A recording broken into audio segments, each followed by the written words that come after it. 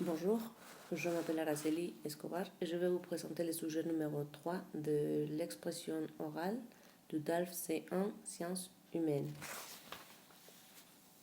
Le premier document a été tiré d'un site d'internet qui s'appelle quelgenre.com et en décembre 2007. Et il a comme titre Filière littéraire des débouches inattendues. Dans cet article, l'auteur nous partage l'expérience d'une fille, Macarena Olazábal, qui a une licence en anthologie poétique et que maintenant elle travaille comme titulaire dans le département des ressources humaines. Alors on se demande comment une fille avec des études en philosophie a pu entrer dans le monde de cette entreprise, de ce monde. Et aussi, on nous dit que 50% des étudiants sont dans le domaine de la philosophie, de la science littéraire, excuse-moi. Et, et bon, on révise aussi quelles sont les caractéristiques des étudiants. Et on dit que les étudiants qui étudient les filières littéraires apportent des solutions et ils ont de nouvelles idées. Et aussi, ils ont une capacité d'analyse, ils ont une méthodologie très stricte et aussi ils peuvent mobiliser leurs connaissances dans les domaines qu'on leur demande. Aussi, ils ont de différents regards par rapport à ceux qui étudient les sciences. Dans cet article aussi, on a parlé d'un tabou, celui qui ont les recruteurs des entreprises au moment d'embaucher quelqu'un qui a un diplôme. Mais, quelqu'un diplômé en histoire ou en lettres, on pense que ils ont moins de qualité que des gens qui ont étudié les sciences.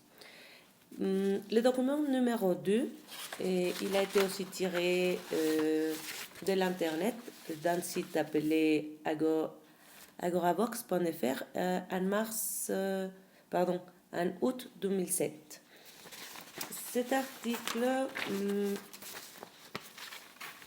a comme titre Les littéraires, un espace en voie d'extinction. Et là, dans cet article, l'auteur nous partage qu'il y a 10% des jeunes qui décident d'entrer dans le secteur littéraire et qui prennent les risques par eux-mêmes. Aussi, on pense que les étudiants qui sont dans ce secteur, c'est parce qu'ils ont été... ils n'ont pas été acceptés dans le secteur des sciences. Alors, on pense que ce sont des étudiants médiocres qui n'ont pas un bon niveau. Et on fait la comparaison aussi par rapport au nombre d'heures qui passent les étudiants. Par exemple, ceux qui étudient les L, comme on les appelle, passent 25 heures de cours par semaine. Par contre, ceux qui sont en sciences, ils passent 30 heures de cours par semaine. Mais on ne sait pas ce que, par exemple, les gens qui sont en L, ils ont aussi d'autres études qu'ils peuvent choisir, par exemple, les arts plastiques, l'histoire de l'art, le cinéma et la danse ou le théâtre. Ce sont des matières qu'ils peuvent choisir pour compléter.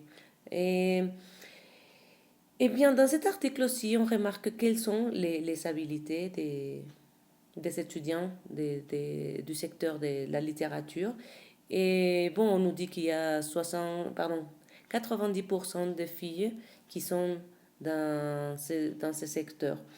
Eh bien, et on nous partage aussi qu'il y a un sentiment de la part des étudiants qui sont dans le secteur de la littérature et ils se sentent mal aimés. Et parfois, ils se sentent aussi attaqués et parce qu'ils ne sont pas bons pour faire des mathématiques. Et à ce sujet, on dit que les notes, par exemple en mathématiques, sont exactes ou disons un problème il est bien résolu ou non. C'est 10 ou 0, 20 ou 0. Par contre, dans dans les filières littéraires, les notes sont très subjectives et ça, c'est une grande différence. Il y a aussi une petite partie où on nous parle, euh, du rôle des parents. Normalement, les parents encouragent leurs enfants vers les sciences parce qu'on pense que dans ce domaine, on aura un meilleur avenir et on aura un meilleur poste. Et bien, aussi les autorités ont pris des mesures pour inciter, pour inviter les gens à entrer aussi dans le secteur des lettres. Et pour finir, l'auteur, il invite vivement aux jeunes à s'inscrire s'ils aiment bien les lettres, s'ils aiment bien la littérature, à s'inscrire sans peur à ces secteurs. Eh bien, je vous invite à faire une petite réflexion à propos de cette dévalorisation des filières littéraires et comment on peut insérer ces gens dans le monde du commerce, dans le monde des affaires. Tout d'abord, on va analyser un peu ce qui se passe quand on est petit et quand on doit décider vers quelle direction on va se diriger. Parfois, les jeunes, on doit prendre cette décision quand on est très jeune et peut-être on n'a pas les éléments suffisants pour faire un bon choix. Euh, Moi, par exemple, bon, je vais vous donner l'exemple de ma sœur. Elle est dentiste et elle me raconte que dès qu'elle était toute petite, elle voulait être dentiste. Elle rêvait de sortir des molaires, de faire des chirurgies dans la bouche. Alors, c'est ça qu'elle a voulu tout le temps.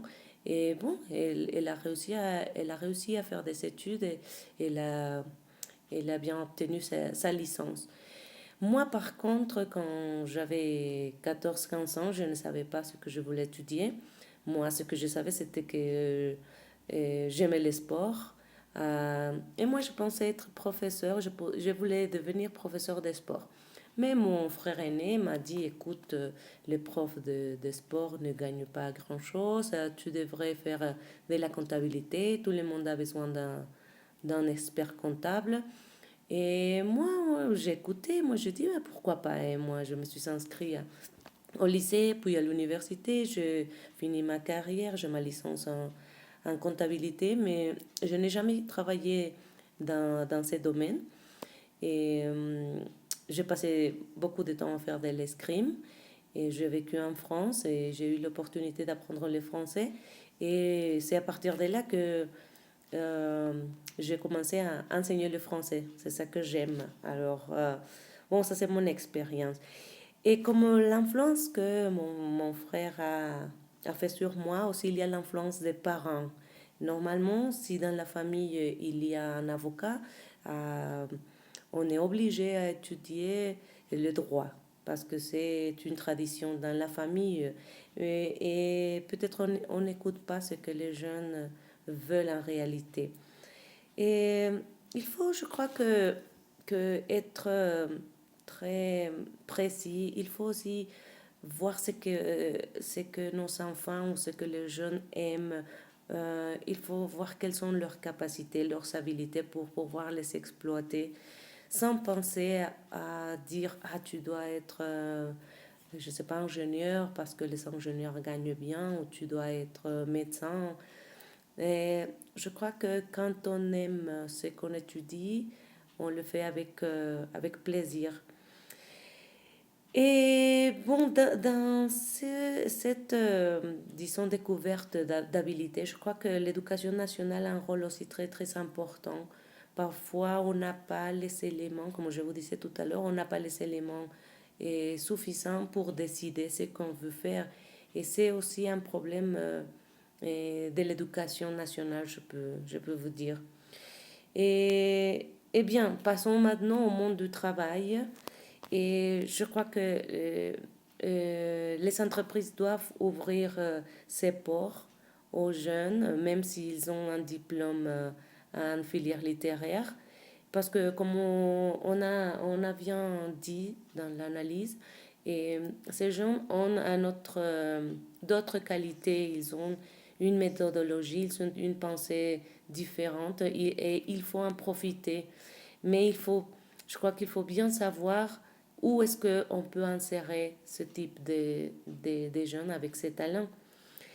Et donc, je crois qu'aussi les entreprises doivent faire beaucoup de travail. C'est un travail en société. Et je dirais, on commence par la famille, l'école et après les entreprises. C'est un travail et, de société, je peux vous dire, pour pouvoir insérer les gens et ne pas démériter et la carrière ou les filières pardon, littéraires. Et pour finir, je voudrais vous dire qu'il est nécessaire de faire un travail en équipe et, et analyser quelles sont les compétences des gens. Et au lieu de réviser ces diplômes, ou leurs diplômes, pardon, au lieu de réviser leurs diplômes, il faut bien analyser quelles sont leurs capacités, leurs compétences pour permettre à ces gens d'entrer dans le monde d'affaires et selon ses habilités. Et on ne doit pas prendre en compte les diplômes, pourtant les habilités. Merci.